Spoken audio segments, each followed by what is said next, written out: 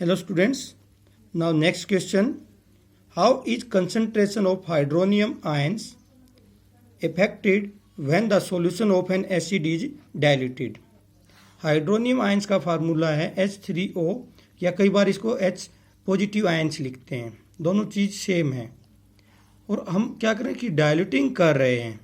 Dilute करेंगे तो H positive ions या हाइड्रोनियम आयंस की जो कंसंट्रेशन है उसके बारे में पूछ रखा है और जितना डाइल्यूट करते जाएंगे उतनी हाइड्रोजन आयंस की कंसंट्रेशन कम होती जाएगी, यानी कि हाइड्रोनियम आयंस की जो कंसंट्रेशन है वो क्या हो जाएगी, डिक्रीज हो जाएगी डाइल्यूट करते हैं। अगर कोई प्योर है एसिड तो उसके अंदर H पॉजिटिव आयन यानी कि हाइड्रोनियम आयंस मैक्सिमम अमाउंट में होते हैं, परंतु अगर हम उसको डाइल्यूट फॉर्म में लेके आ रहे हैं, इसके मतलब क्या करें, उसके अंदर हम ऐड वाटर हो रहा है तो जितना वाटर ऐड होता जाएगा डाइल्यूटिंग फॉर्म आती जाएगी और उस हिसाब से जो H पॉजिटिव आयंस हैं वो थोड़े थोड़े डिक्रीज होते जाएंगे तो उनका अमाउंट क्या होगा, डिक्रीज हो जाएगा। बट इसके अपोजिट एक चीज़ है, how is the concentration of hydroxide ions OH negative ions affected when excess of base is dissolved in a solution of sodium hydroxide। अब सोडियम हाइड्रोक्साइड क्या है, एक बेस है और उसके अंदर कह रहा है कि और भी बेस मिला दें तो OH नेगेटिव आयंस के ऊपर क्या प्रभाव पड़ेगा। अब बेस में बेस मिलाते जा रहे हो और ज़्यादा तो उसके अंदर हाइड्रोक्साइड आयन की जो कंसंट्रेशन है वो बढ़ेगी, क्योंकि बेस में बेस मिला रहे हैं, वाटर नहीं मिला रहे, उसको डाइल्यूट फॉर्म में नहीं लेके आ रहे हैं। तो दोनों क्वेश्चन थोड़े से आपस में एक दूसरे से रिलेटेड होते हुए भी अलग है। ऊपर वाले में क्या करवा रहा है कि वो डाइल्यूट फॉर्म में करवा रहा है, परंतु यहाँ पे बेस में ही बेस की मात्रा बढ़वा रहा है। तो बेस में बेस की मात्रा बढ़वाएगा तो OH नेगेटिव आयंस बढ़ेंगे, जबकि वहाँ पे हाइड्रोनियम आयंस यानी कि H पॉजिटिव आयंस क्या करेंगे, डिक्रीज करेंगे। नेक्स्ट क्वेश्चन है हमारे पास में यहाँ पे, you have two solution A and B। दो सॉल्यूशन दे रखे हैं अलग अलग हमारे पास A और B। The pH of a solution A is 6 and pH of solution B is 8।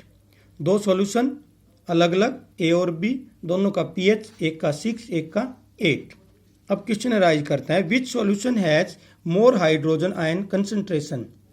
हमें पता है जितने हाइड्रोजन आयन कंसंट्रेशन ज़्यादा होगा pH उतना ही कम होगा और यहाँ पे 6 जो है वो 8 के मुकाबले में कम है नंबर में, इसलिए जो A है उसमें हाइड्रोजन आयंस की कंसंट्रेशन ज़्यादा होगी, यानी कि 6 वाले में। Second, which of these is acidic and which are basic. एक बेसिक कौन सा और एसिडिक कौन सा है। हमें पता है pH स्केल में 7 न्यूट्रल है, 7 से नीचे की तरफ जाएंगे तो एसिडिक हैं, 7 से ऊपर की तरफ जाएंगे तो बेसिक हैं। अब 7 से नीचे आ रहे हैं 6, यानी कि 6 जो है A जो है वो एसिडिक इन नेचर है और क्योंकि 8 more than 7 so it is basic in nature. तो A तो एसिडिक है और B जो है वो क्या है, बेसिक इन नेचर है। What effect does the concentration of hydrogen ions have on the nature of the solution.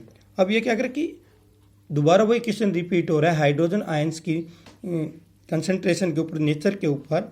Higher the concentration of hydrogen ions, जितने ज़्यादा हाइड्रोजन आयंस होंगे उतना ही लोवेस्ट नंबर होगा pH पे और उतना ही more acidic solution will B.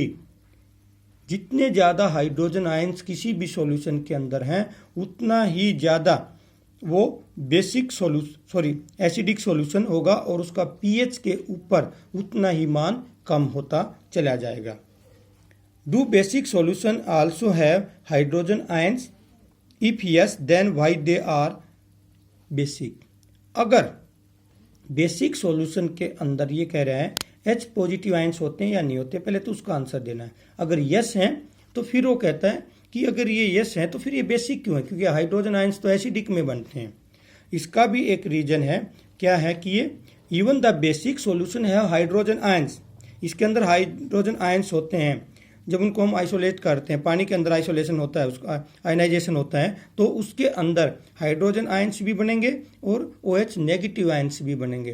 पर जो बेसिक सॉल्यूशन है उनके अंदर OH नेगेटिव आयंस ज़्यादा होंगे, इनके मुकाबले में जो हाइड्रोजन आयंस हैं वो काफ़ी कम होंगे और जिसकी अधिकता ज़्यादा होगी वो सॉल्यूशन उसी नेचर को शो करेगा।